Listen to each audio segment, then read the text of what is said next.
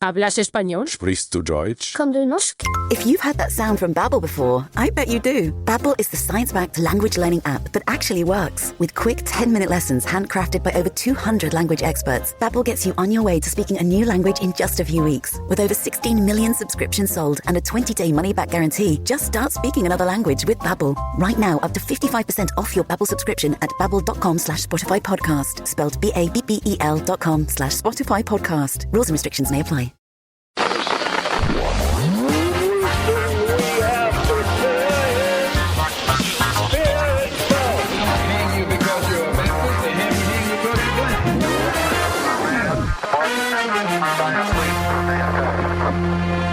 Você está ouvindo o História FM.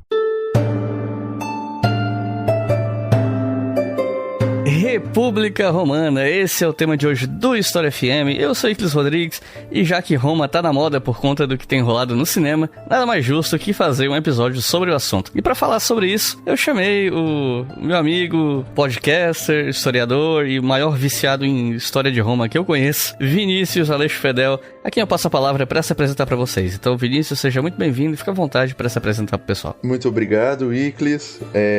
Eu não sei se eu realmente ainda me considero um podcaster ainda, porque o Colunas está numa longa pausa e eu tenho no mundo das ideias que ele volte, mas a questão é conseguir concretizar isso. Bom, vamos ao que interessa. Eu sou um historiador formado pela PUC Campinas e o meu trabalho de conclusão de curso foi sobre um recorte dentro da República Romana. Entretanto, eu acho que um dos outros elementos que me gabaritam a conversar um pouco sobre isso foi justamente o fato de eu ter tido o Colunas de Hércules, um podcast focado em história antiga, e como essa foi sempre a minha paixão, sempre foi um tema que eu me debrucei a pesquisar com muito afinco e bastante interesse. Então eu me sinto um pouco gabaritado para conversar um pouquinho sobre esse tema. Então é isso, gente. Vamos conhecer um pouco mais os meandros da República Romana depois que eu der um recado para vocês. E é claro que eu vou falar da Insider, a nossa parceira desse episódio aqui no História FM. Tá rolando o mês de Black Friday, toda semana tá tendo algum tipo de desconto diferente. E nessa semana, do dia 18 de novembro ao dia 23 de novembro, tá rolando a Underwear Week, onde várias peças de roupa de baixo da Insider estão com desconto. Você acha cueca, sutiã, top, undershirt, enfim, várias opções. E isso não é papo de patrocinado, tá? Eu uso cuecas da Insider já há bastante tempo e são disparadas mais confortáveis que eu já usei na minha vida. Não só o tecido na pele, que tem um toque bem suave, mas também a barra da cueca ali embaixo, onde fica a perna, ela não fica enrolando. Você não tem que ficar toda hora metendo a mão ali perto da virilha para desenrolar a cueca, que é um saco de ter que fazer isso. Especialmente se você tiver com uma calça mais grossa e tal. Ou se você tiver numa situação, sei lá, você tá dando aula de pé de frente pros alunos, ou você tá numa situação social assim que é meio deselegante ficar metendo a mão na virilha. As cuecas da Insider não enrolam, você não vai ter que passar por isso. E inclusive, um amigo meu que já participou do História FM num episódio, não vou dizer qual, ele comprou cuecas da Insider e me mandou mensagem no WhatsApp dizendo: olha, realmente minhas bolas nunca foram tão bem tratadas como agora. Então, eu tô rindo disso até hoje, porque assim, eu sei que é verdade na real, porque eu senti isso também quando eu comecei a usar. E se você que tá ouvindo isso aqui também quer ter as suas regiões íntimas bem tratadas, por assim dizer, mas não só ali embaixo, porque né, undershirt é uma camiseta e também se usa por baixo, você consegue 15% de desconto com o meu cupom, que é HistóriaFMBF, BF de Black Friday. E se você somar esse desconto do meu cupom com alguns outros descontos que tem aí no site, dependendo de quais roupas você pegar, que descontos você aproveitar, você pode conseguir até 40% de desconto, é quase metade do preço. Mas, se você não quiser digitar o cupom, você pode acessar o site da Insider pelo link que está na descrição desse episódio. Por esse link, você já entra lá no site já com um desconto aplicado. E desse jeito você apoia muito o meu trabalho, porque a Insider, eles monitoram esses links, então eles vão saber que se esse link foi muito acessado, é sinal de que vale a pena patrocinar, vale a pena apoiar o História FM. Então, se você quer apoiar o meu trabalho e ainda assim adquirir roupas da melhor qualidade, você pode fazer isso acessando por esse link que está aqui na descrição. Então, corre lá, porque você não vai se arrepender de vestir Insider, mas vai se arrepender se perder os descontos desse mês. Então, corre lá.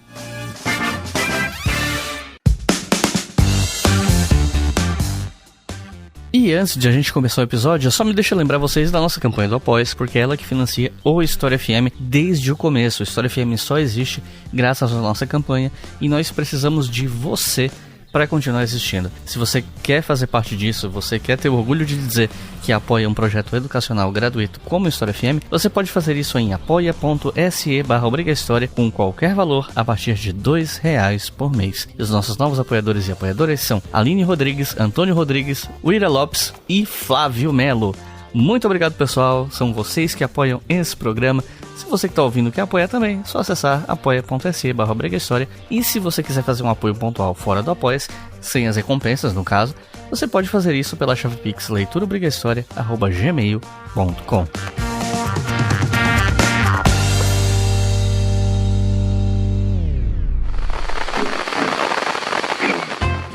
Antes de tudo, precisamos esclarecer uma coisa. Buscando nos dicionários, vamos encontrar que república é uma forma de governo na qual o Estado tem em vista servir à coisa pública e aos interesses comuns dos cidadãos. O termo tem sua origem em Roma, portanto, deriva do latim res publica, que significa coisa pública.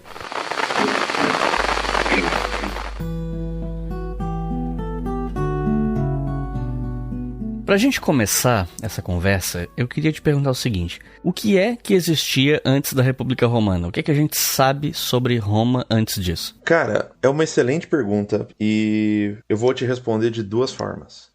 Primeiro que a gente sabe algumas questões arqueológicas, vamos colocar dessa maneira, que são poucos traços que a gente conhece. A gente sabe que a região ali da Itália, onde vai se formar a cidade de Roma, ela tem uma ocupação relativamente recente em termos de população humana em se pensar na antiguidade, e o povoamento que a gente vai chamar de Roma, a cidade-estado que a gente vai chamar de Roma, é mais recente ainda. Quando eu digo recente, eu falo pelo menos a partir do século VIII, antes da Era Comum. Dito isso, a gente não tem grandes informações. A gente sabe que em determinado momento, essa região ela foi dominada por um povo chamado etrusco, e em determinado momento, essa comunidade ela ganha autonomia desses etruscos, começa a se autogerir, e daí, a partir disso, ela vai ter um sistema político que primeiro vai ser a monarquia e depois vai ser a república. Indo para a segunda parte, os próprios romanos, eles não sabiam exatamente ao certo muito bem sobre o seu passado. Os registros que chegaram até nós, as fontes que chegam até nós, dos romanos falando sobre a sua própria história, são muito escassos e são muito tardios. E pelo que a gente tem dessas fontes, os próprios romanos, eles demoraram um pouco para passar para a literatura a sua própria história. Então, por exemplo, os primeiros historiadores, e lembrando que história é um gênero textual da antiguidade, não é o que a gente entende hoje, mas os primeiros historiadores romanos, a gente não conhece praticamente nada deles, a não ser que outros historiadores mais recentes da própria Roma Antiga falavam que essas pessoas existiam. Dito isso, a gente não sabe ao certo. Por causa disso, eu vou seguir um caminho que eu vou partir de uma fonte da antiguidade, que é o Tito Livio, que os romanos davam muita confiabilidade para esse cara. Eles acreditavam e davam muito aval para esse historiador. O que o Tito Livio coloca? Que Roma ela vai ser fundada justamente em 575, mas o período republicano vai ser só de 509. Começa em 509. Antes disso, você tem um período da monarquia, e o último rei de Roma, Tarquínio o Soberbo, ele vai cometer uma atrocidade, que é cometer uma violência sexual sobre uma sacerdotisa. Por causa disso, você vai ter ali uma revolta dos nobres e vão expulsar esse cara e estabelecer uma nova forma de governo. Essa nova forma de governo seria a República Romana. Consegui mais ou menos te responder ou você acha que ficou alguma lacuna ainda? Não, eu acho que é isso mesmo. Qual era o nome do cara mesmo, do último rei? Do último rei, Tarquínio o Soberbo. Ah, tá. Por um momento eu achei que fosse Tarcísio. Eu já ia dizer, Não, já a história se repete. Paulo Estrandos, por gentileza, tomem o exemplo, derrubem o Tarcísio. Mas, enfim. E como e quando a República começa exatamente? Eu tava lendo que a monarquia foi substituída por 2 cônsules que eram eleitos anualmente pelos cidadãos e tinha o Senado como aconselhamento. Mas aí, além de te perguntar quando e como a República começa, eu queria te perguntar, quem era cidadão nesse momento da história romana? Porque a gente fala, porque os cidadãos isso, aquilo, mas nem todo mundo era cidadão, não era? Exatamente. O ponto é o seguinte, e essa é a grande discussão da antiguidade.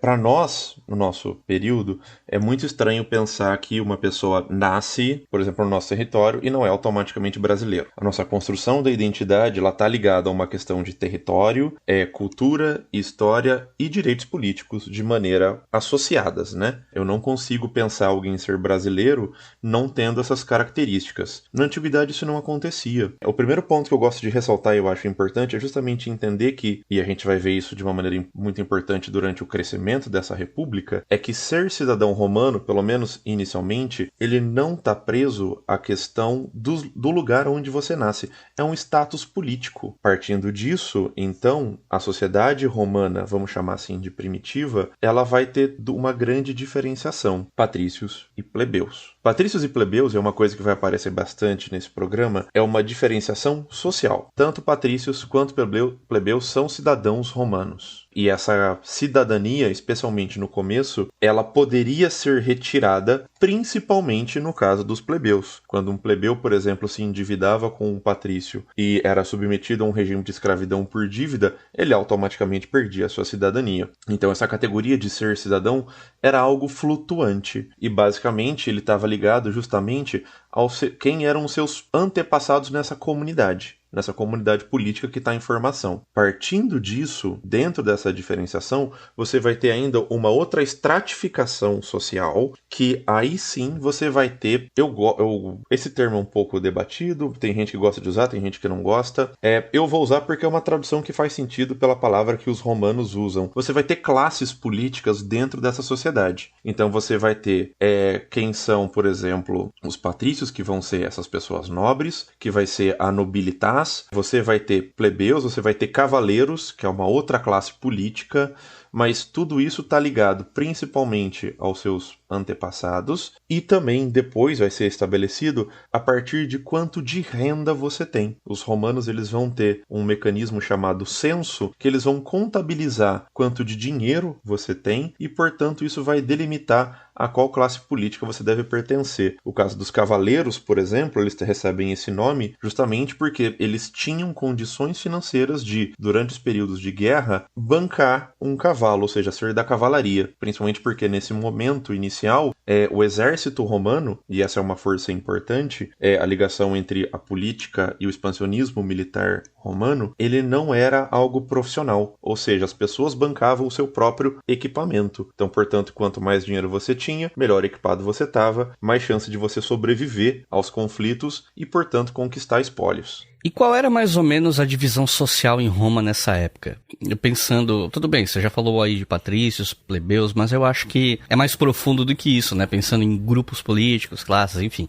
E claro, se possível, eu queria pedir para você comentar sobre eventuais conflitos de interesses entre as diferentes classes de Roma nessa época, os diferentes grupos de poder e tudo mais. Com certeza, é extremamente importante a gente debater isso, porque quando a gente vai pensar patrício e plebeu, ou estudar pelo menos nos livros didáticos de alguma forma, quando a gente vê essa diferença entre patrício e plebeu, parecem duas forças antagônicas e em completa oposição, né? Então você tem os patrícios que têm todo o dinheiro e todo o direito político e poder, e os plebeus que não têm nada. É importante dizer que, como toda sociedade humana, ela é complexa. Então, portanto, quando a gente pensa no plebeu, é uma grande massa de pessoas que está incluindo, por exemplo, desde um grande comerciante que tem boas condições financeiras, boa vida material, entretanto ele não tem esse passado histórico dos seus antepassados, por exemplo, que viviam na região, por exemplo, do Palatino, e daí, portanto, ele não teria essa herança de patrício. E, ao mesmo tempo, você vai ter também patrícios que empobreceram durante o tempo. Então, não é só porque uma pessoa necessariamente tem um status social de patrício que ela vai ter necessariamente ser rica. E mais pra frente a gente vai conversar sobre o caso justamente de um patrício que ele não tem tantas condições financeiras e vai dar um grande BO,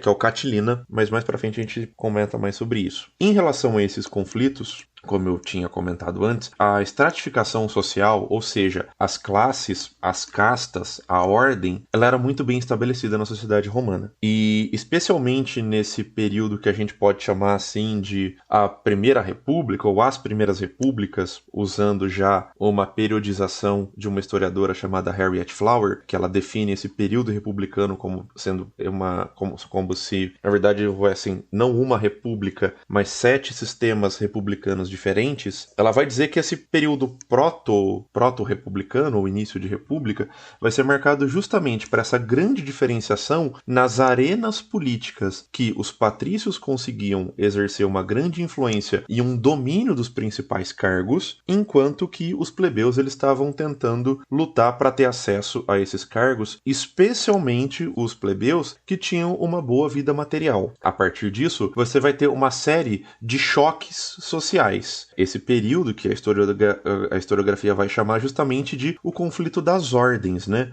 O conflito onde você tem justamente uma luta onde os plebeus eles vão lutar por ter mais direitos políticos e eles vão paulatinamente ganhando alguns desses direitos. Então, por exemplo, no início era proibido o casamento entre patrício e plebeu, justamente para se manter esses dois status muito mais separados. Aos poucos, e através de diversos mecanismos diferentes, segundo as fontes da antiguidade, seja em momentos revoltas abertamente armadas, sejam em momentos que os plebeus simplesmente escolhiam, por exemplo, porque Roma vai estar sempre envolvida em algum conflito externo, os plebeus podiam simplesmente fazer uma greve e se recusar a ir para a guerra, em troca de ganhar mais direito político. E daí o que os romanos escrevem é justamente que esse conflito que teve inicial, ele acaba quando essas duas ordens elas vão entrando em harmonia. Uma coisa que eu acho importante ressaltar aqui é que mesmo a política na antiguidade, ou pelo menos nessa cultura romana, ela é muito diferente do que a gente imagina, no seguinte sentido. Quando nós pensamos em atuação política do nosso tempo, a principal esfera que a gente pensa é a nossa esfera, é a esfera do indivíduo, né? Nós vamos lá e votamos para prefeito, para governador. Na antiguidade, não. A antiguidade, pelo menos nesse mundo romano, ele não é o espaço da individualidade. Você tinha o status de cidadão romano, entretanto, as suas representações políticas institucionais, elas estavam ligadas a assembleias, a reuniões, e você estava dividido em várias dessas comissões que você podia participar ou não, dependendo do seu status social ou dos cargos que você era eleito ou participava. Entretanto, então, qual que é a importância da cidadania romana? A cidadania romana, ela te dava uma garantia perante a lei e, ao mesmo tempo, ela te dava um status e benefícios sociais importantes. Então, tinham cerimônias públicas que apenas os cidadãos podiam participar. Eu acho que isso também deixa muito claro a importância e justamente essas tensões que se tinha entre patrício e plebeus, porque muitas vezes ser cidadão ou ter alguns status específicos de cidadão, como por exemplo, poder participar de alguma magistratura, e para deixar claro, magistratura aqui são os cargos políticos romanos que eram eleitos, concediam benefícios materiais, políticos e sociais também. Você comentou agora há pouco o conflito das ordens. Você pode esmiuçar um pouco mais o que foi isso? Não, sem nenhum problema. É muito importante esse período, porque agora, voltando para a periodização da Harriet Flower, ela vai colocar justamente esse período como as primeiras repúblicas de Roma, que basicamente ela vai dizer que vai ser nesse período que pela primeira vez os romanos, uma vez que eles vão entrando em contato com outros povos ali da própria Península Itálica, e eles vão tendo que expandir o seu leque de cidadania para outras pessoas, ela vai tendo que lidar com cada vez mais gente dentro da sua arena política que vai exigir mais direitos. Então, portanto, você vai ter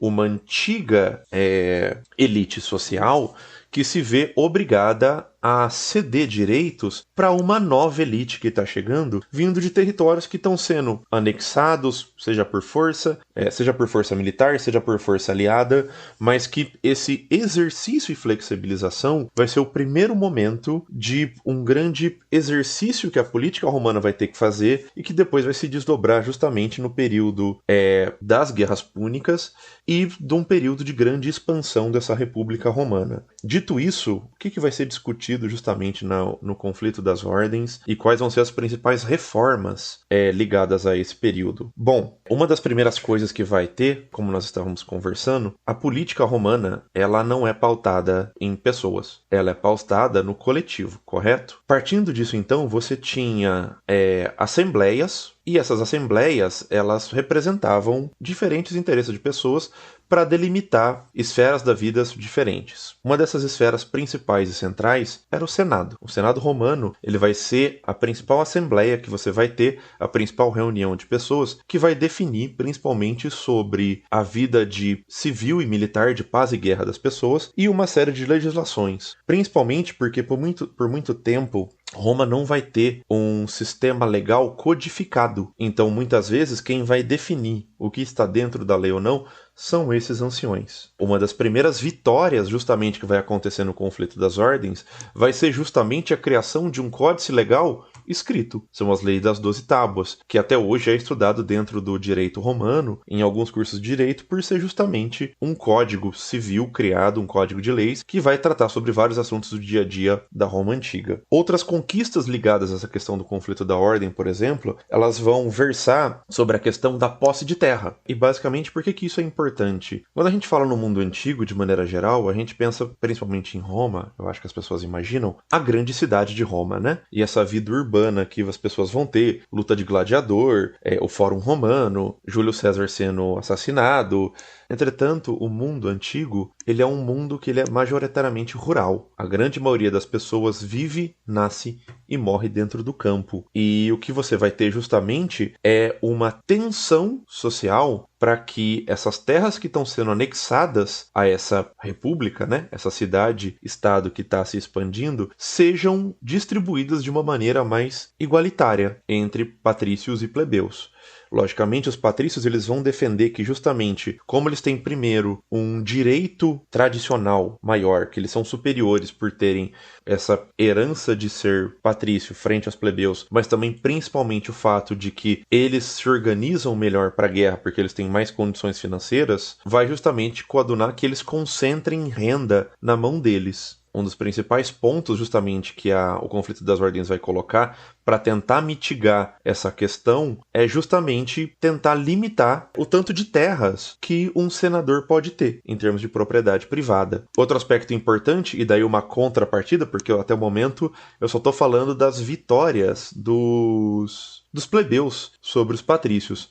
Entretanto, você tem outros elementos do tipo o estabelecimento de um cursus honorum. O que isso significa? Significa que antes, muitas dessas magistraturas, desses cargos, eles não tinham pré-requisito nem de própria carreira, nem de idade. Uma maneira de que os patrícios vão ter de segurar esse ímpeto plebeu dentro da legislação é justamente criar isso que a gente chama de cursus honorum, que é todo um caminho burocrático obrigatório que um plebeu teria que cumprir para exercer diversas magistraturas, diversos cargos políticos, ou mesmo uma idade mínima. E daí você entra na lógica de que, logicamente, se você tem uma condição material melhor, a probabilidade de você viver, por exemplo, até os 60 anos, que era o tempo mínimo para você entrar no Senado, é maior do que alguém que tem condições materiais inferiores a você. Eu acho que isso responde um pouco o que foi o conflito das ordens e algumas das conquistas ligadas a esse período.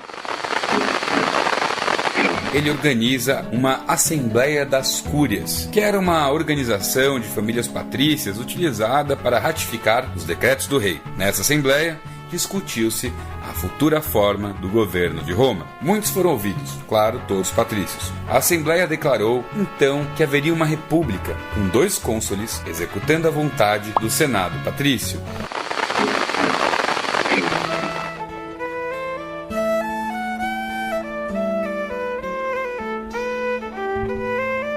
Após o conflito das ordens, nós percebemos um período de expansão da República Romana. Como é que isso impacta a estrutura política da República? Cara, Vamos lá. Eu já dei alguns indícios de como isso vai alterar, mas basicamente é o seguinte. Quando a gente pensa em conquista na antiguidade, especialmente no modo romano, a gente imagina as legiões de Roma, né? Seus exércitos, seus cavaleiros, os equites, os velites, que são as tropas mais leves, marchando sobre territórios e tratorando tudo que eles encontram pela frente. Basicamente, é a imagem que nós temos no nosso imaginário. É só lembrar, por exemplo, da abertura do Gladiador 1, por exemplo. Ou, se você quiser uma outra imagem, você pode imaginar também os quadrinhos do Asterix, tendo aquelas várias legiões, todas organizadinhas e bonitinhas, para serem destroçadas pelos destemidos gauleses.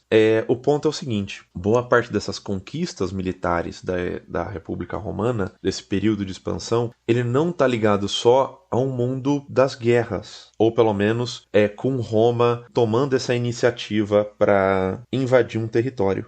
Pode parecer que eu estou passando pano para Roma, mas eu não tô. Eu sei que os romanos, quando eles queriam, eles podiam e eles tinham e eles eram a grande capacidade de ser uns grandíssimos de uns filhos da puta quando se torna em termos de conquista e expansionismo. O que eu estou querendo colocar aqui é que esse mundo político ele era muito mais complexo do que só uma cidade saindo e invadindo de maneira adoidada outros territórios. Se Roma conseguia controlar outros territórios, é porque dentro desses outros territórios ela tinha elites locais que tinham interesse em se aproximar de Roma, e vice-versa também. Então você vai ter, por exemplo, e talvez o caso mais emblemático disso seja a questão das guerras púnicas, que são as guerras contra Cartago. Ela começa justamente com Roma se organizando para sair pela primeira vez da Península Itálica e dominar a ilha da Sicília. Como que esse conflito vai começar? Você vai ter uma cidade dentro da Sicília que você vai ter duas facções dentro dessa cidade. Uma delas apoia Roma, uma delas apoia Cartago. Elas vão entrar em conflito internamente dentro dessa cidade e elas vão pedir uma facção ajuda a Roma e outra a Cartago. Os romanos chegam primeiro, sitiam a cidade, tomam a cidade, colocam essa elite local no poder da cidade. Os cartagineses chegam depois, eles entram em conflito com os cartagineses que chegaram para ajudar a outra facção, e daí isso vira um efeito dominó, basicamente. Esse relato que eu falei agora, ele está muito baseado no Políbio, que vai ser um grego que vai escrever sobre a expansão romana desse período e também sobre as mudanças que ele vê na República Romana, a tal ponto que o Políbio ele vai associar justamente o processo de expansão de Roma, o processo militar de Roma, com a sua constituição política. Então acho que esse é um outro ponto que é importante dizer, que ele vai ter essa noção, e mais pra frente a gente pode conversar um pouco sobre o Políbio e a visão que ele tem da República Romana. Chegando, eu acho que o ponto final da sua pergunta, a grande questão justamente se antes, já no período do conflito das ordens, você tinha um problema ligado a justamente pessoas novas entrando nessa esfera política, querendo mais direitos políticos, quando isso começa a se expandir para um território muito além da Península Itálica e chegando ao Mediterrâneo, você vai ter esse mesmo tipo de fenômeno acontecendo em escala maior. Cada vez mais eu vou ter alianças locais se formando, e essas alianças locais entre alguns senadores de Roma e elites de outras províncias, de outros locais, começando a ter inimizades entre si dentro da esfera política interna romana. Então você vai ter aí um período de grande mudança de configuração de quem fazia parte do Senado, quem era cidadão, quem era considerado patrício ou plebeu, e a gente já começa a perceber nesse período justamente um aumento de tensão interna de algumas figuras políticas, e daí um personalismo na política ligado a essa força militar começando a se ressaltar. E o que a gente pode falar do exército romano, já que a gente tá falando de conquista, né? Eu não vou direcionar essa pergunta, eu vou deixar tu falar livremente dos aspectos que tu preferir, mas, enfim, o que a gente pode comentar sobre o exército romano no período republicano? É interessante isso porque é o seguinte, assim como a periodização da Herbert Flower fala sobre várias repúblicas romanas, eu acho que a mesma lógica pode se aplicar à questão do exército romano. Nunca houve só um exército romano. A gente pode ver que, conforme o tempo vai passando, essas características vão mudando, não só em termos de tática, de equipamento, mas da própria constituição desse exército. Se a gente for pegar, por exemplo, o grosso do exército romano nos períodos iniciais, pelo que a gente vê, eram justamente de uma infantaria pesada. Uma infantaria pesada que vai se auto-armar, ou seja, não é um exército profissional, e vai, por exemplo, dominar e lutar em guerras locais, com o apoio pontual de alguma cavalaria e a população que vai se armar com o que conseguir. E daí, a partir disso, a distribuição de espólios vai ser desigual, como a gente já tinha comentado. Qual vai ser um dos principais pontos de mudança? Vai ser justamente as reformas de um cara, e por favor, vamos segurar a quinta série, são as reformas de Mário. Ok, pode continuar, eu não vou perguntar nada não. Eu achei essa era a deixa pra você perguntar aqui, Mário. Mas que bom que vamos seguir aqui. Bom, o que o Mário vai fazer? O Mário, ele vai ser o cara que pela primeira vez, ele vai profissionalizar o exército romano. E isso vai mudar completamente essa dinâmica do jogo político. Como assim? Uma reforma militar vai impactar na questão política? Bom, lembra que eu falei que a esfera militar, Roma está se expandindo, vai colocando cada vez mais atores políticos de outras regiões dentro do Senado, etc. E o que as reformas de Mário têm a ver com isso? As reformas de Mário, elas vai ser uma série de mudanças feitas em estrutura, não só em termos de tamanho de tropas, mas principalmente de que a partir de agora, um general, ele tinha o direito, ele poderia bancar as legiões que ele tinha autorização para montar pelo Senado romano. Ou seja, agora, eu que sou um patrício autorizado pelo Senado, eu posso usar do meu dinheiro privado para armar pessoas e lutar em outros territórios em nome de Roma para conseguir novos territórios. Como que isso vai impactar a política? Cada vez mais esse personalismo político, ele vai se tornar importante porque agora, quando eu volto para Roma vitorioso, além de terras que eu conquistei, além de levar o nome de Roma, eu estou trazendo de volta espólios e pessoas armadas que vão ser fiéis a mim, porque eu prometi terras para essas pessoas. E a grande questão é que agora eu tenho esse grupo de pessoas que sabem lutar, de alguma forma têm acesso à arma, graças a mim, e agora as minhas discussões vão ser resolvidas de maneira muito mais fácil, se é que você me entende. E já que a gente está falando em expansões romanas e tal, como é que foram as expansões militares dessa época? Que territórios o período republicano viu sendo anexados a Roma? Cara, são muitos territórios, especialmente a partir das guerras púnicas. A gente pode falar aqui sobre a região do que a gente conhece hoje como Grécia, a própria unificação da Península Itálica, mais a Sicília, parte, por exemplo, do norte da África, da Síria. Os romanos, eles chegam nesse período que a gente vai pegar mais tardiamente. Eles chegam à Britânia, eles ocupam a Britânia, mas depois eles saem da Britânia, no caso, o Júlio César. Eles chegam até parte da Germânia. Então, assim, é realmente uma região muito grande, sem contar também a própria região ali do Oriente Médio da Palestina, por exemplo, da própria Macedônia, só para dar uma dimensão assim do tamanho dessa expansão e potência que Roma vai ter durante esse período republicano. Voltando novamente ao Políbio, ele vai dizer justamente que a construção desse Império Romano, e daí aqui eu estou parafraseando o Políbio, é o maior império já feito que ele já viu, e ele compara, inclusive, e diz que o Império Romano é maior e mais importante do que o do Alexandre o Grande, que é um grande exponencial dentro da antiguidade, né? O Alexandre o Grande já era uma grande referência para os romanos. Então, só para dar um pouco dessas dimensões, assim. Como é que funcionava essa tal república? Olha, a resposta é meio complexa, porque houve algumas reformas ao longo aí dos 500 anos.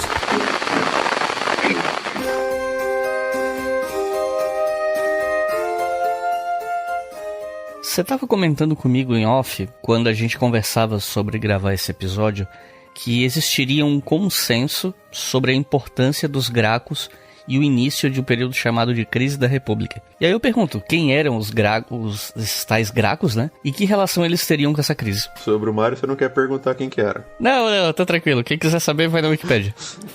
Tudo bem, vamos lá. Tá, quem que eram os Gracos e qual o período que eles vivem, só pra gente se situar um pouco no tempo, né? Os irmãos Graco, eles são dois, Caio e Tibério Graco. O Tibério Graco, ele vive no período mais ou menos de 169, mais ou menos, ele nasce entre 169 e 164. Ele vai morrer por volta de 133. Então, portanto, a gente já está falando mais ou menos do século II antes da Era Comum. Qual que é a sociedade romana que o Graco está vendo? O Graco, ele vai ser um nobre romano dentro de uma família muito importante. A família, ele tá dentro da família dos Cipiões. E basicamente é o seguinte: esse cara, esse nobre romano, ele atua de um cargo dentro do chamado Tribuno da Plebe. O Tribuno da Plebe é uma das conquistas políticas que rolou lá no conflito das ordens. Qual que era a função do Tribuno da Plebe? Como o Senado era uma instituição baseada basicamente para defender o direito dos patrícios, o Tribuno da Plebe, ele vai ser a representação dos plebeus dentro do Senado. A principal atribuição política do Tribuno da Plebe dentro do Senado é ter o poder de veto, ou seja, ele podia proibir alguma moção que estava sendo discutida dentro do Senado que poderia prejudicar ali os plebeus. O que o Tibério Graco vê? O Tibério Graco, ele percebe que a sociedade romana que ele vê pós-guerras púnicas, que vai ser esse grande evento, né, das guerras contra Cartago, gerou uma sociedade muito mais desigual. Ele está vendo uma concentração de renda absurda na mão de poucas pessoas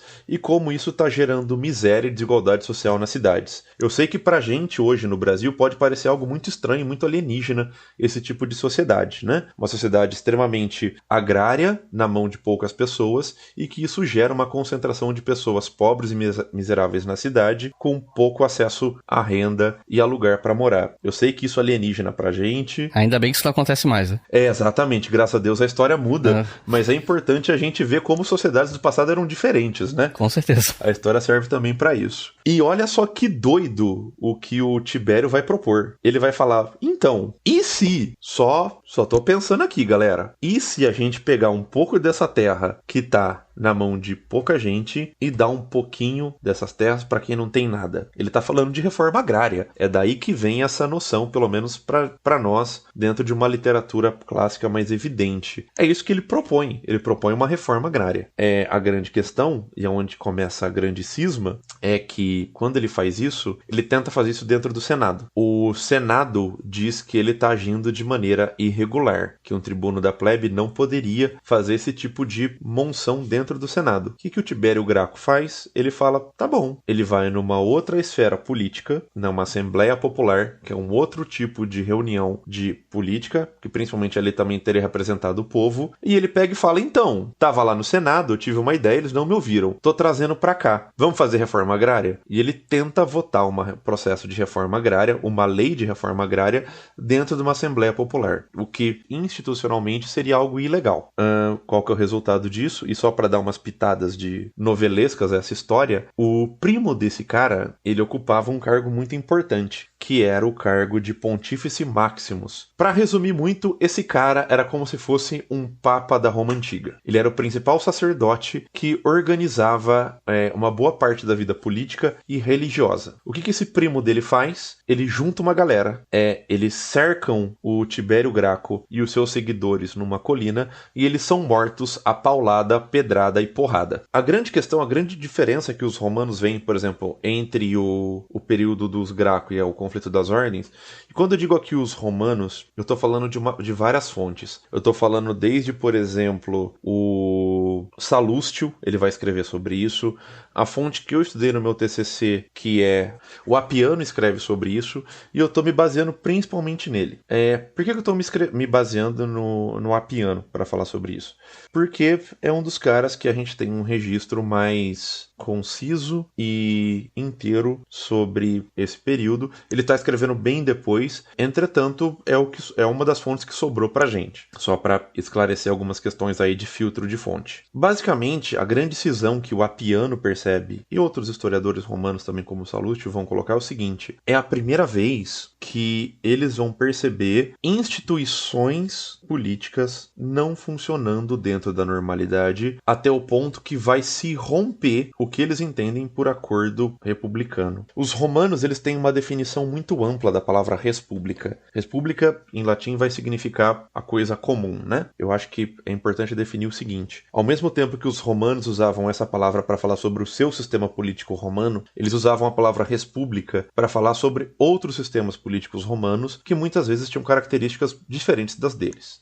Isso pode ser uma questão simplesmente fonética, uma falta de palavra, ou pode ser que a percepção deles de sistema político esteja ligado a outros elementos que vão além das instituições. Essa interpretação que eu estou fazendo, eu estou me baseando principalmente em uma leitura de Cícero sobre a República. Cícero é um senador romano. O Cícero vai colocar que o principal elemento da República, além, claro, das suas instituições, mas é o sentimento de concórdia, de união entre duas esferas, Senado e povo. Enquanto houvesse união entre Senado e povo, a República estava bem.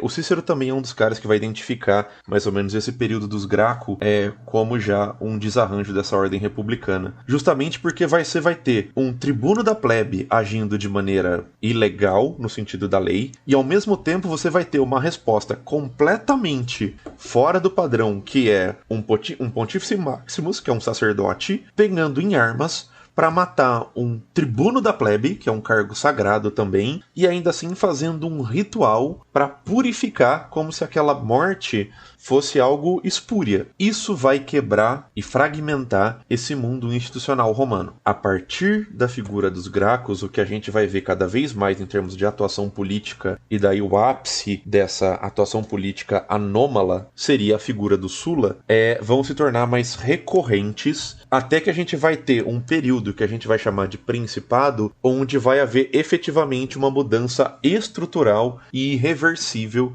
dessas instituições políticas. Então, nesse ano 2024, foi lançado um filme chamado Megalópolis. No momento que a gente está gravando esse episódio, ele não estreou no Brasil ainda, só nos Estados Unidos. Só que quando esse episódio for ao ar, ele já vai ter estreado. E essa história, esse filme foi dirigido pelo Francis Ford Coppola, é um projeto paixão dele de várias décadas e tal, que ele bancou do próprio bolso e tudo mais.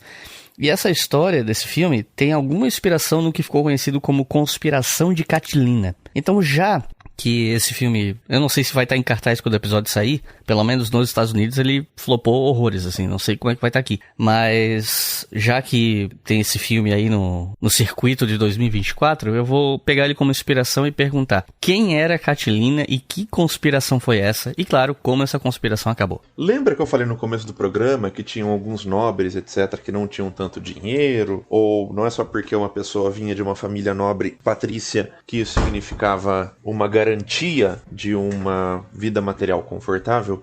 O Catilina é um desses caras. Ele é um patrício que vem de uma família nobre, entretanto ele está empobrecido. O que é importante a gente saber dessa história e por que ela é importante? A gente tem duas versões dessa mesma história, o que é algo muito legal por uma fonte da antiguidade. Uma versão do Salustio e uma versão do Cícero.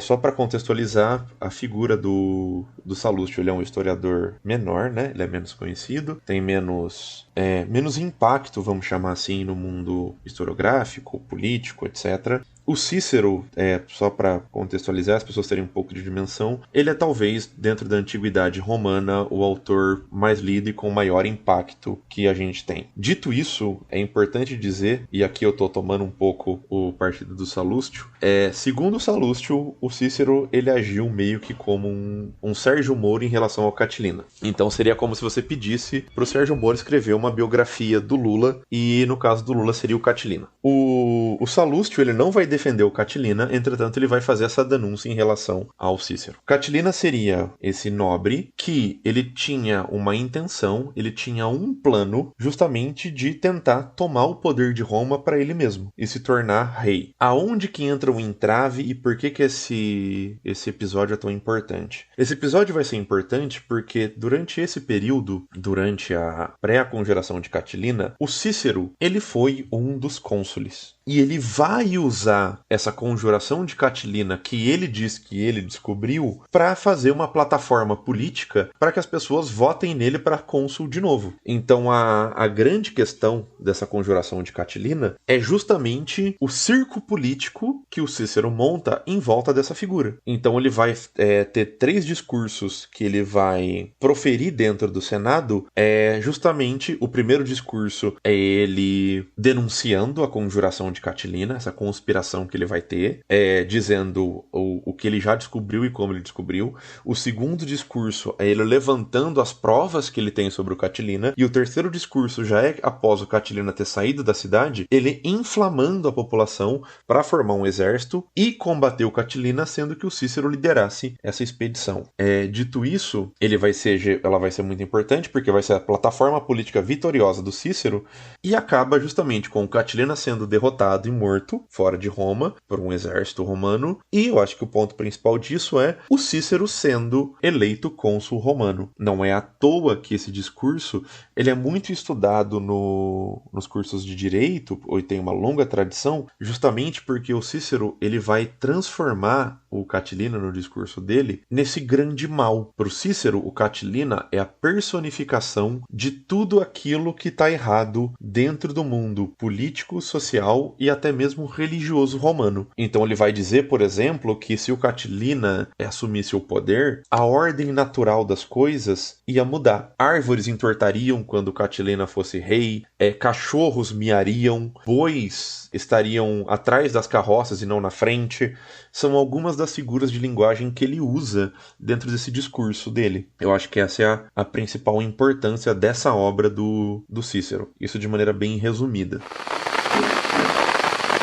264 a.C., ou antes da Era Comum, se preferirem, a República Romana já dominava quase toda a Península Itálica, após mais de um século de conquistas. Nesse momento, consideravam como principal ameaça ao seu poder na península o fato de que a ilha da Sicília, ao lado de seus domínios, era em maior parte dominada pela principal potência comercial do Mediterrâneo, o Império Cartaginês.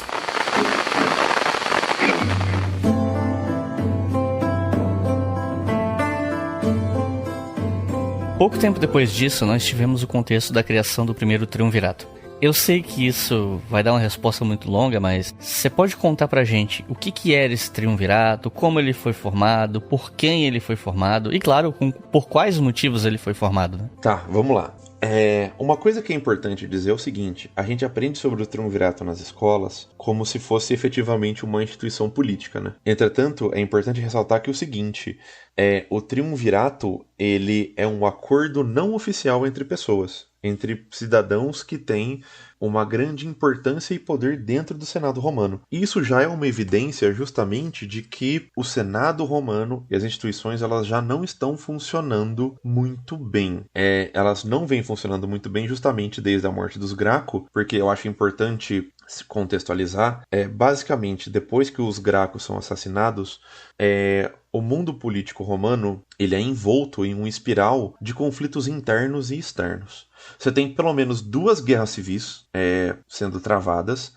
Você vai ter o primeiro estabelecimento de um regime de completa exceção, que vai ser o regime do Sula, que ele vai ser o primeiro ditador vitalício da República Romana.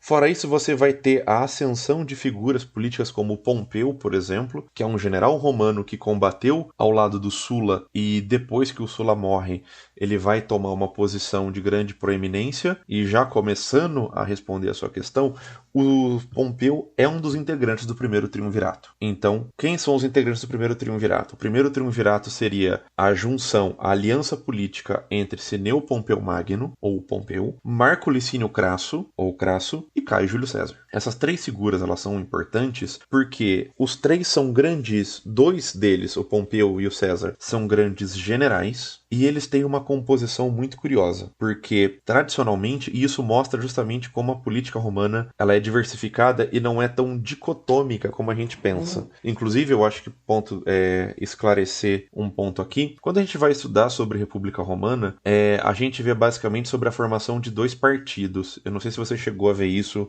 nos seus estudos preparando para esse roteiro, a questão dos optimates e dos populares. Eu fiz questão um pouco de ignorar essa divisão justamente por entender que isso é muito mais uma divisão que nós fazemos sobre a política romana do passado para tentar entender um pouco essas esferas de interesse diferentes que tinham, do que uma divisão ali tão clara e rígida que você vai ter dentro desse mundo romano. Existiam diferentes facções, vamos chamar assim, com interesses diferentes, a gente pode conversar um pouco sobre elas, mas eu não quis trabalhar com essas categorias para não deixar algo tão fixo e rígido como a gente entende como partido hoje. Só para fazer esse disclaimer. Voltando ao ponto que eu tinha começado antes. O César, ele é de uma família nobre e, pelo menos no mundo da teoria, ele representaria mais a plebe. Ele seria os populares. O Pompeu, ele é um cara que ele vem de uma origem que não é patrícia, é plebeia.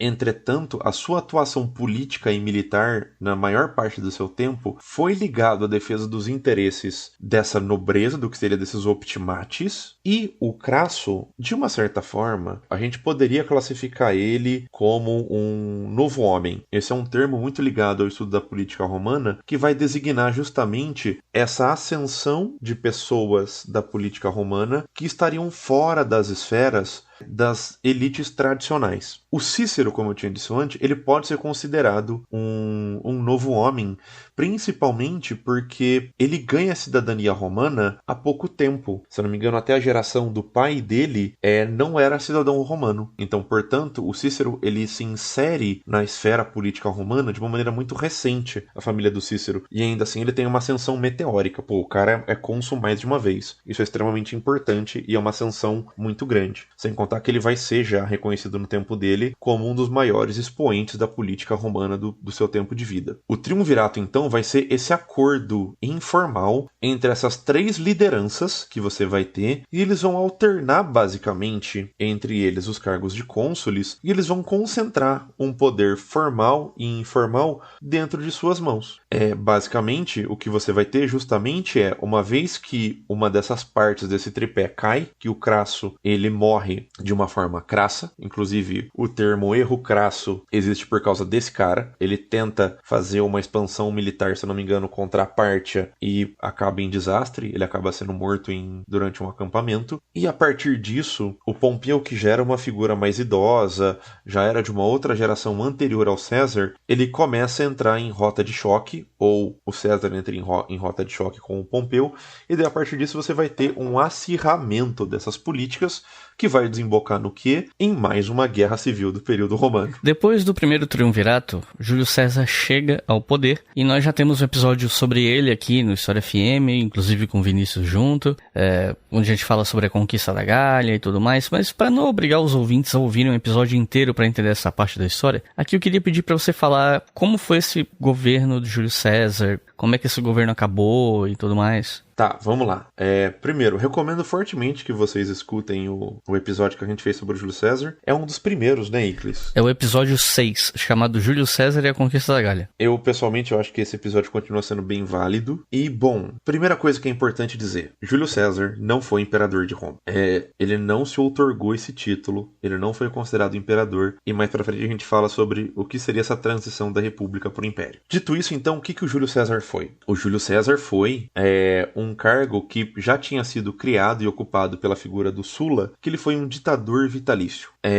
A palavra ditador, para nós, ela tem uma carga negativa, né? Ninguém gosta de ser chamado de ditador. No mundo político romano, a palavra ditador, ela tinha um outro sentido. Existia um cargo emergencial dentro da República Romana, que era o cargo de ditador. Em períodos de guerra, em períodos de grande instabilidade, principalmente externa, os dois cônsules seriam suspensos e só uma pessoa governaria por um período de 6 meses a cidade de Roma. Ditador vitalício vai ser um cargo que o Sulla vai criar, que ele vai dizer o seguinte: nós estamos em um período de grande instabilidade política, então, portanto, eu vou governar sozinho para colocar ordem nessa casa, não por 6 meses, mas até quando eu quiser, até o resto da minha vida. Nesse aspecto, o Sulla, ele governa por 10 anos e depois ele resolve se aposentar e ele sai da vida política. Inclusive, é um grande feito para um autocrata. Ele governa, sai vivo e ninguém vai atrás dele. Parabéns, Sulla, seja lá onde você está. O César não. O César vai ter um destino diferente. Ele vai ganhar a guerra civil que ele luta contra o Pompeu. Ele vai concentrar esse poder de ditador vitalício dentro do Senado, onde ele estaria acima dos cônsules. E a gente não vai ter um grande período assim de governo do Júlio César. Por quê? Porque ele meio que vai ser assassinado. Você vai ter justamente uma conspiração, uma união de vários senadores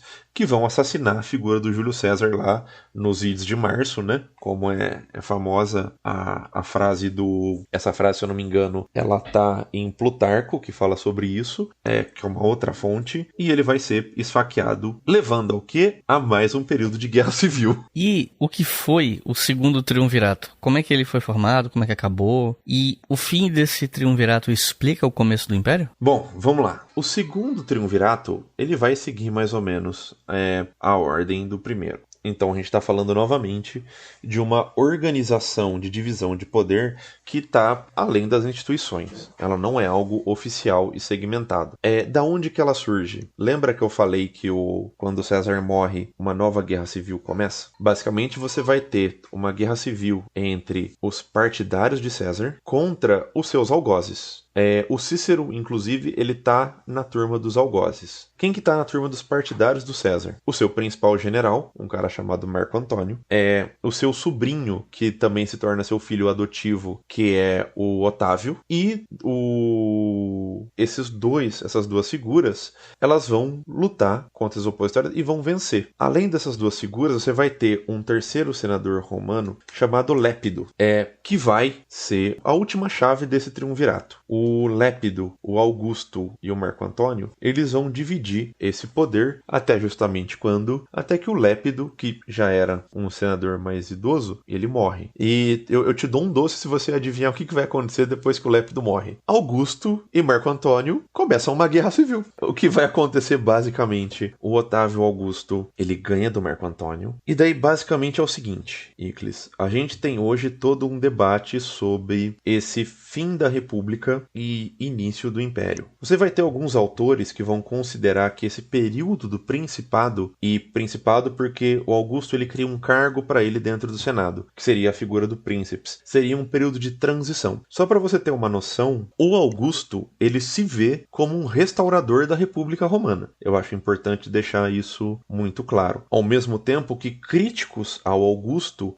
como por exemplo o filósofo Sêneca, colocam justamente que a figura do Augusto é o cara que vai martelar o caixão da República Romana. Só para dizer que esse fim da República Romana e início do Império não era tão claro assim, ou foi uma ruptura tão grande a tal ponto de ser algo incontestável entre os antigos. O que eu consigo afirmar com certeza é que o fim do segundo triunvirato e a ascensão do Augusto, ele efetivamente muda estruturas políticas, e a grande questão é, o Augusto ele consegue dar continuidade a essas mudanças estruturais que ele causa. Então ele vai efetivamente mudar a configuração do Senado romano, por exemplo, coisa que o Sulla não fez. O Sulla, ele tenta mudar a configuração do Senado, entretanto essas mudanças que ele faz não são irreversíveis. Na minha visão, essa contínua mudança estrutural colabora sim para essa mudança de regime e de percepção sobre política. Quando as pessoas pensam em Roma, elas normalmente pensam no Império. A gente já conversou sobre isso no episódio 40, sobre como às vezes parece que as pessoas acham que Roma sempre foi um império e usam o termo Império Romano para se referir a toda a história antiga de Roma e tal. Então a gente não vai entrar tanto nesse assunto aqui. Quem quiser ouvir mais sobre isso pode ouvir o episódio 40. Mas assim como a historiografia brasileira discute até que ponto a proclamação da República mudou ou não a vida da maioria da população, eu acredito que a gente possa discutir o mesmo nesse contexto romano. Afinal, mudou muita coisa na vida de Roma depois do estabelecimento do Império em relação ao que era na República? Para a grande população? Sim. Não. Próxima. Brincadeira. É importante dizer o seguinte, cara. Mesmo quando a gente fala sobre a República Romana, é bom deixar muito claro, como você tem autores como o Morris Markstein, por exemplo, que eles defendem que todo esse sistema que a gente está falando, toda essa burocracia estatal de assembleias, etc., ela, na verdade, só se relaciona com 1%, 2% da população, que é a população que vive nas cidades. Que esse sistema não interfere em basicamente quase nada com o grosso da população população que vive no campo. Então, de maneira muito simplificada, eu diria que as mudanças em termos de regime político, eles vão fazer grande diferença do período do Principado para a República para esses atores que são a elite política de Roma ou das cidades aliadas. Aí sim você vai ter uma grande diferença. Agora, para o grosso da população, você não vai ter uma expressiva mudança perceptível nesse sentido. Se você quiser colaborar com o História FM, você pode fazer isso via Pix, usando a chave leituraobrigahistoria@gmail.com. E assim você colabora para manter esse projeto educacional gratuito no ar.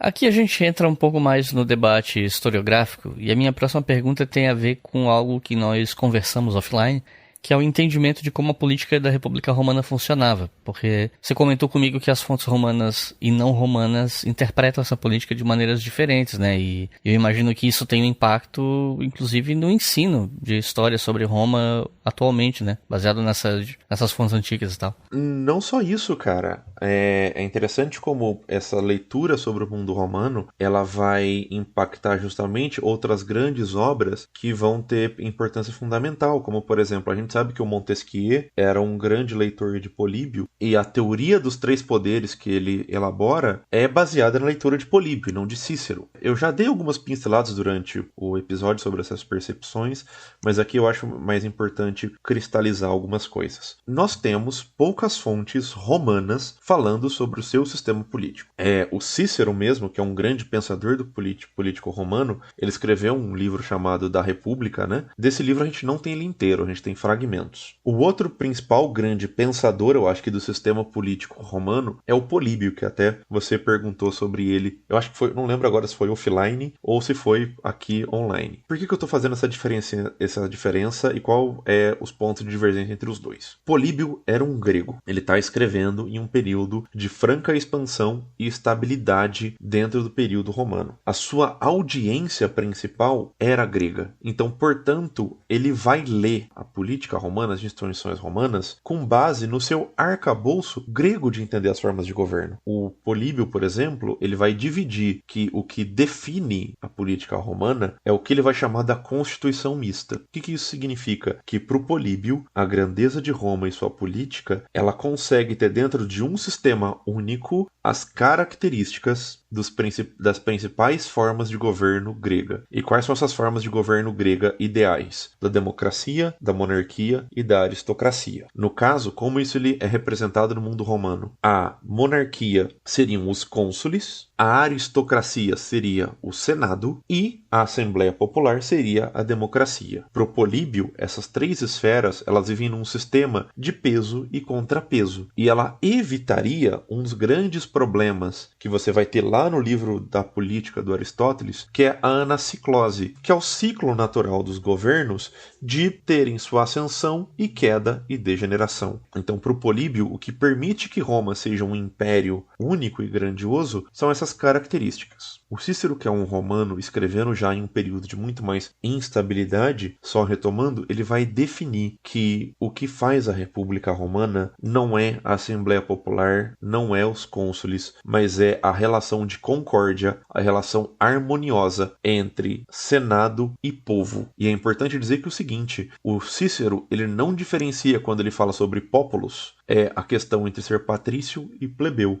Então ele está falando sobre a sua principal instituição política, o Senado, e todo o corpo civil dentro desse regime. Isso muda completamente a maneira que eles mesmos se enxergam, e como eu disse só, e dei esse exemplo do Montesquieu, interpretações passíveis dentro dos dois sistemas. Por exemplo, o Políbio, ele é míope a uma grande contradição que tem, que é o seguinte: como é possível, ou pelo menos como é razoável pensar que os cônsules seriam um contrapeso ao Senado, sendo que eles fazem parte da mesma classe política, econômica e social? Isso é um pouco inocente ou míope mesmo do Políbio quando ele vai escrever sobre isso.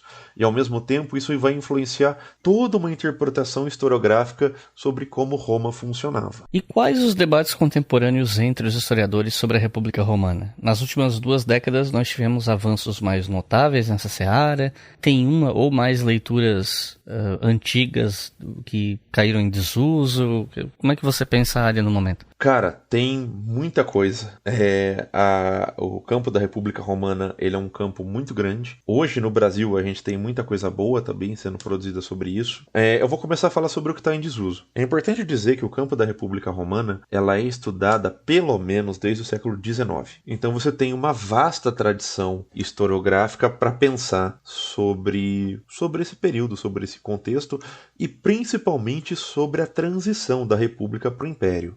Dentro disso, então, você vai ter vários historiadores que vão cair em desuso.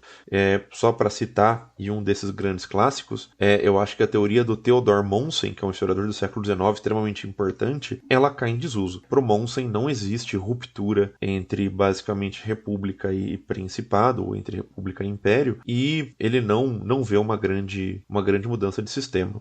Você vai ter outros historiadores, por exemplo, como Ronald Syme, que já é mais recente, a década de 70, que vão definir justamente que o período do Augusto, e o nome do livro do Ronald Syme é The Roman Revolution, é justamente sobre como esse período de Augusto ele é o ápice do processo de grandes mudanças políticas, sociais e econômicas, justamente ligado a essa questão do Império Romano, então que tem sim uma mudança fundamental de estrutura política, econômica e social. Se eu for dizer uma principal obra dos últimos anos, que hoje já está um pouco mais velhinha, ainda é a Roman Republics, da historiadora Harriet Flower. Essa obra ela causa um grande impacto na área, porque ela vai justamente, a partir da história dos conceitos, propor uma nova periodização da República Romana, a partir de uma discussão sobre o conceito de crise, onde ela vai dizer que não faz sentido nós usarmos o termo crise por um período de mais ou menos 180 anos, mas principalmente, além de bater na questão do conceito, ela vai propor uma nova maneira de interpretar a natureza do sistema político romano, que seria justamente, antes nós pensávamos, ou alguns historiadores pensavam, como um sistema rígido, pautado, por exemplo, na interpretação do Políbio sobre instituições. E o que a Flower vai colocar é justamente que talvez uma das principais características do mundo político romano é essa adaptabilidade a novos elementos, uma vez que uma cidade política em constante expansão e que tem que se adaptar cada vez mais a um número maior de pessoas entrando dentro do seu sistema político. Uma outra interpretação que eu acho importante dizer, que é o Morstein Marx, como eu disse, ele vai questionar muito a questão dessas assembleias e desses cargos como algo puramente simbólico e uma arena de disputa política de uma pequena elite local e urbana. Então, os patrícios fizeram um pacto com os plebeus romanos, que aceitaram lutar pela causa em troca de maior representatividade política. Foi daí que surgiu um marco de Roma, o chamado Tribuno da Plebe, onde os plebeus teriam voz.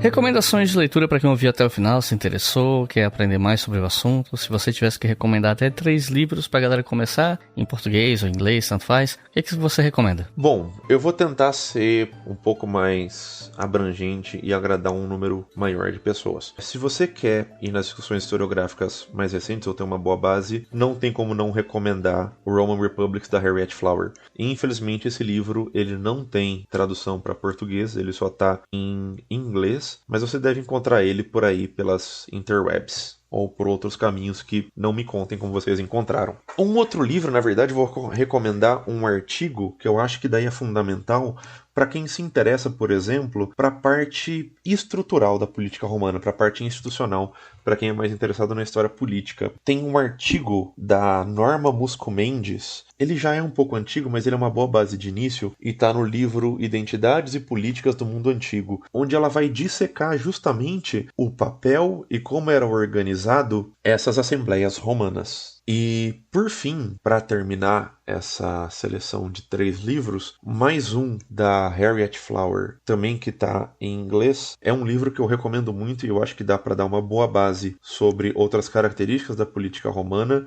Chama The Art of Forgetting, Disgrace and Oblivion in Roman Political Culture, onde ela vai discutir algumas práticas que vão ser implementadas dentro do período romano ligadas à questão do esquecimento e apagamento do passado político. Eu acho que é fundamental para entender uma esfera de política que está além só das instituições. Então é isso. Vinícius, tem alguma consideração final? Só agradecer o convite. É sempre um prazer conversar com você, Iclis, e é um prazer ainda maior falar sobre um assunto do meu interesse. Espero que o público tenha gostado. Eu me coloco à disposição para responder alguma questão, algum questionamento. Qualquer coisa encaminha o e-mail do Colunas. E se eu puder deixar mais 2 recomendações, para quem se interessa por isso, tem um episódio do Colunas de Hércules sobre República Romana, que nós abordamos outros temas, mas eu acho que também é uma boa complementada. E para quem se interessou pela parte do Políbio, etc., tem um episódio também do Colunas sobre o Políbio, como nós historiadores podemos ler o Políbio, um pouco sobre a sua obra, e é um episódio gravado com o Bruno Mendes, que é simplesmente a pessoa que traduz Políbio do grego para o português. Então ele é um cara que tem grande conhecimento desse autor. E por último, só realmente agradecer, e é um prazer estar aqui de volta. Tava com saudade de gravar podcast. Então é isso, gente. Muito obrigado por terem ouvido até o final. Não se esqueçam que os livros citados aqui no fim desse episódio estão no nosso site historiafm.com, no post desse episódio. Me segue lá no Instagram, @obrigahistoria. Vez ou outra eu tô recomendando livro, filme e por aí vai. E claro, apoie nosso projeto em apoia.se/obrigahistoria. Muito obrigado e até a próxima.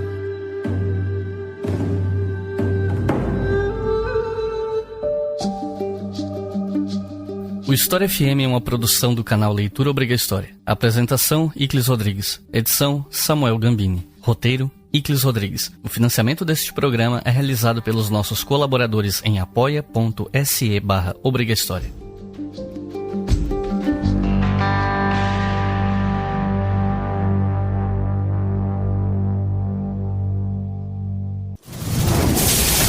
Esse podcast foi editado por Samuel Gambini, samuelgambiniaudio.com.